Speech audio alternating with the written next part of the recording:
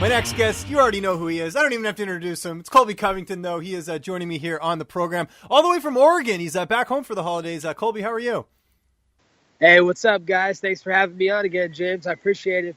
The hottest thing in the sport right now. Yeah, I mean, you're a guy who's everywhere, the name's everywhere. I mean, you're not even fighting and people are still talking about you and it's dominating the headlines. And I want to go all the way back to when we first talked the last time, which was before the Maia fight. So you defeat Maia, you go on the mic, you have the Filthy Animals line towards Brazil. Was that something that you had pre-planned or did that sort of just come up on the spot as far as that post-fight interview? Just on the spot, I reacted to how they were treating me, man. They treated me like shit out there. They're yelling at me, saying they're going to fuck my mom, saying I'm going to die as I'm walking out to the cage, trying to grab my American flag. Like, no, you don't disrespect my country. You don't know the soldiers that fell down for that flag. So, I just reacted accordingly to how they were acting. How much security did you need after that fight? Because I know, I'm sure the fans weren't too happy about that. Dude, the security was crazy, man. Like, I remember as soon as I get out of the octagon, there's like 20 security guards covering my head. They're all like, okay, we got to go. Come on, sprint. And they're like, just duck your head. And all the guys are covering me as we're walking out. I mean, there's a complete freaking tirade in the stands. People are throwing bottles. They're $5 hot dogs. And this is a third world poor country. So, I mean, to throw your hot dog, you got to be pretty upset. Your emotions and feelings got to be hurt. So, the security team. I thank them, man. I'm thankful to be alive. So that was Brazil, and then there's Australia with Werdum and him throwing a boomerang at you. Were you expecting him to do something like that? Like, or did that just sort of come out of nowhere? Yeah, I was expecting it. I knew that he wants to act like a hero for his country in Brazil. Everybody in Brazil. I'm the hottest topic. My name is the biggest name in Brazil, whether you want to like it or not, whether it's hate or love. It's still the biggest name in Brazil, the most talked about thing. So, I expected some of the old guys of the Brazilian history to try and defend their country and act like a hero for the country. So, it just sucks that I got blindsided. Yeah, and then I know the big thing from that is that you press charges. Is there any sort of update on that at all as far as, doing that? Well, I didn't press charges. You got to get your words a little bit different. Fair enough. Okay, let's hear it then. What happened? Okay, well, what happened was the UFC, they came to me and they're like, what happened? Because we're saying that you're saying you were calling him a filthy animal and then you kicked him and then he threw the boomerang at you. I'm like, okay, that's a fucking complete lie. That's not even close to the subject. I'm sitting outside on my cell phone tweeting at Tyron Woodley to stop acting scared and being a gossip girl. And all of a sudden, boom, I get hit in the side of the face. And then, boom, I get a boomerang thrown at me. But the only way I was going to be able to reenact that story, because it was going to be my word versus Werdum's word, was to get the tape from the hotel that we were staying at, the Fighter Hotel. So the only way to get to the tape from the Fighter Hotel is to go to the police. So I had to go to the police and get the fighter tapes to get the hotel tape. So the story is correct and accurate and I don't look like an idiot. So, the truth and the security, the tapes are out there. So, it's not my word versus his word. The tape shows what actually happened. I didn't say anything to him. I'm looking down at my phone and boom, I get hit in the side of the face. So Werdum's a freaking idiot. You can't just come and attack someone because of free speech. That's against the law. Right. And just to clarify, so the only reason you did that was just to get the tapes, because I think the way it was covered, at least the way I saw it, was that they made it out like, you would press charges as a result of the action itself. No, the only reason I did it is to get the tapes. I have, it's not like if he would have seriously hurt me, like if something would have happened, like I would have had a broken jaw or something, then it's a different story. But, it's not a big deal. I had a little mark in my face, whatever. He took a little cheap shot at me, whatever. That ain't shit. I fight for a living. But, I told the Australian police, I said, hey, take it easy on him, man. I'm not trying to have him get in trouble. So I took it easy on him. That's why he got that little fine. I didn't continue to press charges or make it a big deal. Right. No, I'm glad we cleared that up because I didn't know that, and that's again why I wanted to talk to you because to get us the record straight on stuff like this, and then obviously there's the stuff with Tyron Woodley as well, on Twitter and everything like that. Has there been sort of any backlash with American Top Team with the fact that he is sort of a member of the team? I know he's trains out kind of on his own or whatever, but has there been sort of any sort of teammates or anything saying anything to you? Because I've seen teammates support you as well, so it seems like there's a bit of a mix. No, I think, you have the people that like you, you have the people that don't like you. It is what it is in life. But, I think a lot of the people do understand it and they get it because, Tyron Woodley, he's at Duke Rufus. He's got Duke Rufus in his corner every fight. He used to be at ATT early in his career, but he trains in St. Louis and he trains at Duke Rufus. So a lot of the people on the team, they get what I'm doing. They get what's going on. And it's a one-man sport, dude. I'm in this to be the best, to be the belt, to have the belt. So, I don't care about Tyron Woodley. I don't care about anybody. Whoever's got the belt, that's who I'm fighting. Yeah. No, I agree. And it certainly looks like that's what's going to be next. I mean, we'll see sort of what happens there. There's been some rumblings about you potentially coaching the Ultimate Fighter with Tyron Woodley, especially with Woodley having the surgery, so he's going to be out for a bit. Any truth to that? Anything you can shine on that? Because I think if people are going to watch the Ultimate Fighter, they would want to watch you on there with Tyron Woodley. Yeah, there's some truth to it. The UFC and Dana White, they're trying to make it happen, spice up the season, give something that hasn't been seen before, different elements. So they want it to happen, but, the ball's in Tyron Woodley's court. Is he going to accept? Is he going to sign on the dotted line, or is he going to keep faking it? Oh, this and that. His stories are so mixed up, right? He can't even get his story right. One second he's saying after my Damian Maia fight, oh, he has pillow fist. That's the easiest fight I could ever do. I'd fight him with one hurt shoulder on Kenny Florian's podcast. And then the next thing he does, the UFC offers Tyron Woodley, Colby Covington for UFC 219 on December 30th, and all of a sudden, Tyron has to get shoulder surgery. It's just, the guy's a fake, and he doesn't want to tell anybody the truth, what really happened when I used to whoop his ass in the gym at American Top Team. So, he's just trying to duck me, and we'll see if he ends up signing that dotted line. Your gut feeling, do you feel like you fight him next? My gut feeling? I don't know, man. It's really split because, I know he's going to drag teeth as long as he can to not want to fight me because he knows I'm the worst stylistic matchup for him. So, I don't really have a gut feeling. I'm just going to – either way, I'm going to be at the top of the mountain and I'm going to knock him off, all of them, one by one. Mark my words.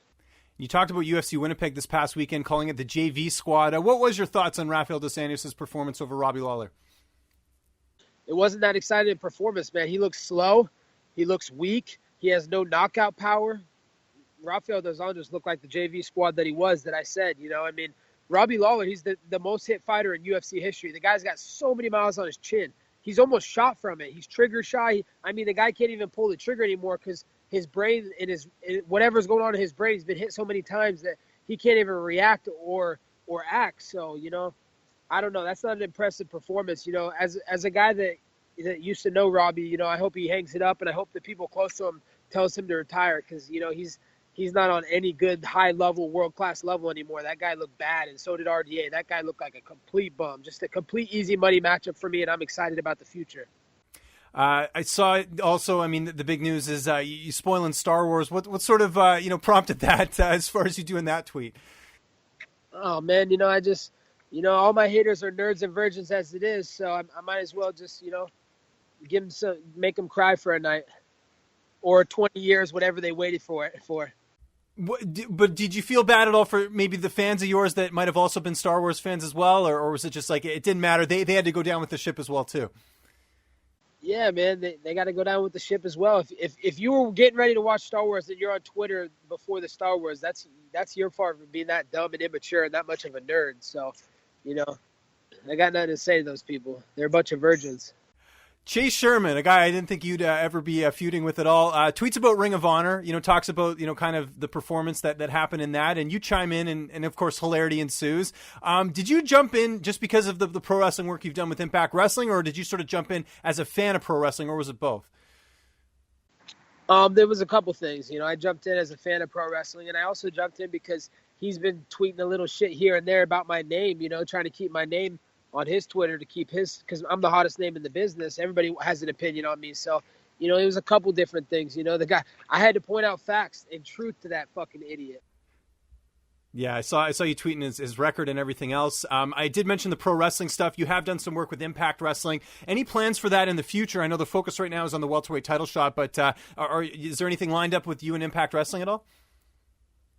No, nothing lined up. I'm really focused on the world title right now. I want to be in training year round. I live this 365. I'm not out on the weekends partying. I'm completely focused each and every day of my life to getting better, improving, and being the world champion and defending that belt for a long and many years to come. And I will be a good champion. I'll be fighting all the number one contenders. I'll knock them off, all of them, one by one. I love to fight, man. I ain't doing this for the money like Tyron Woodley.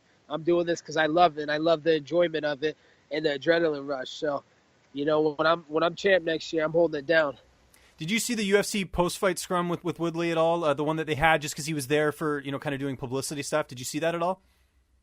For which one? It was UFC 218. He was kind of there as like a guest fighter, and they anyways, he was doing a media scrum, and I asked him about a fight with you, and he says, I don't want to talk about that guy. He was very dismissive. Do you think you've kind of gotten into his head at this point? I don't think I have. I know I'm in his head. I knew I was in his head, James, probably 5 years ago when we first trained. He had a tissy fit. He was crying off the mat. He was all fucking pouty and shit, complaining to the coaches. Like, oh, get Colby off me. Give me a new training partner. Give me an amateur. Easy, guys. So, I've been in his head for a long time. And now that I'm the number 3 guy in the world and I'm up on his shoulder steps, he feels it. He feels the pressure, and he knows the pressure that comes with saying my name and the pressure that comes with having to fight me. So, I know I'm in his head, and 8 weeks of TV for the Ultimate Fighter, man, that guy will be a mentally broken guy before we even ever fight. If Woodley for some reason doesn't happen next, if the Ultimate Fighter doesn't happen, are you willing to take one more fight, or are you going to hold out for a title shot? Is that sort of the game plan? I'm a fighter, man. I love to fight, so I'm not going to hold out for a title shot. Dana was maybe talking about a possible interim, so, if the interim presents itself against RDA, that's an easy fight. I'll walk through RDA, and then I'll get the interim title and bitch slap Woodley with the interim title. And there's a lot of options right now. There's RDA, but it sounds like he doesn't want to fight you. Kamaru Usman is fighting Emil Meek, maybe the winner of that. There's Darren Till. There's Stephen Wonderboy Thompson. Would you be willing to fight just anyone, just if whatever the UFC gives you, or are you going to try and negotiate sort of a bigger fight? If you look at my record and my resume, I've lined myself up for a very big fight. None of those guys that you were mentioning have big names. Maybe a Stephen Wonder Girl Thompson, He can get taken down and cut up like a pumpkin. That's an easy fight too. So, but I'm only looking for a big fight and a guy ahead of me. I've earned that. Look what I just did to the number 1 challenger, Damian Maia, a guy who has the 2nd most wins in UFC history, a guy that cleared out the weight class. He cleared out the division, 7 wins in a row. That's unheard of. So, and he just fought. He was the true number 1 contender. He just fought for the belt, and he went 5 rounds with Tyron. So, I'm next in line for the title or a big fight in an interim title. So, I'm not looking at any other those guys that you're even talking about. I never even heard of those guys. Before I let you go, I got to ask, you're in Oregon. What's the plans for the holiday season? Just seeing family, taking it easy? What's sort of on the agenda? Yeah, just, hanging out with family and friends, taking it easy, relaxing, just recharging up for 2018. 2018 is going to be a big year, man. I'm telling you, Chaos is going to take over and have that belt. So just rest up and recharge, and get ready for 2018 and enjoy I wish everybody to enjoy the holidays, filthy animals. Now, which is a great line from Home Alone, by the way. I love that. As far as being on social media and stuff, with it being the holiday season, are you going to take a little break from that, or are you still going to go strong with those tweets and everything else? I guess you just have to see. It's a mystery. I'm a mystery. No one knows what I'm going to do, and I cannot be controlled. Yeah, so I'm crazy, man. I don't know what I'm going to do yet, but something crazy is going to happen. And you're in Oregon, and there's been a lot of comparisons to Chael Sonnen and you. Do you like hearing that, or do you feel like you're your own person? Yeah, I feel like I'm my own person. I'm my own brand, but that's my boy. Chael P. Sonnen. He's the first original gangster from Oregon. So he's, we've trained. We have a crazy history together, man. I go back from when I was like 11 years old, man. We grew up like on the wrestling mats together. He was at University of Oregon, and I was wrestling around the Oregon program and going to mat club and training with him and going to the tournaments. So, Chael's a good friend of mine, man. I got a lot of respect for that guy. And are you doing any training in Portland while you're there, or are you just going to kind of take it easy and then head back to Florida? Yeah. Not in Portland because I'm in Eugene. I'm doing I do a little training down in Eugene. I'm always doing something, man. Whether it's running, staying cardio shape. I'm always working ahead and improving shadow boxing. So I might try and get up to Portland one day to work out with Chael, but I'll probably be in Eugene for most of the time. And last question for you here, most important one. What is Colby Covington's favorite Christmas movie? We got it coming up next week. Oh, for sure, without a doubt, Home Alone, man. Yeah, I was gonna say I had to just double check just in case because of the filthy animals line, but no, that's a good choice. Now here's the other most important question: Home Alone 1 or Home Alone 2? Oh, the original for sure, Home Alone 1. Well, the New York one's pretty good though, don't you think? With yeah, in the hotel. I agree, but I agree. But just that first time I saw Home Alone, and I remember the feelings and like how excited and how happy it made me. I can't go away from that. Awesome. Well, Colby, I really appreciate the time, especially while you're taking some time off during the holiday season. Just remind people where they can get a hold of you. I mean, people know the social media, I guess, but if you got any thank yous or shout outs or anything like that, man, the floor is yours. Yeah, just, if you want to follow my journey, don't get upset. Don't take things too personal, but you can follow me at Colby Cov MMA.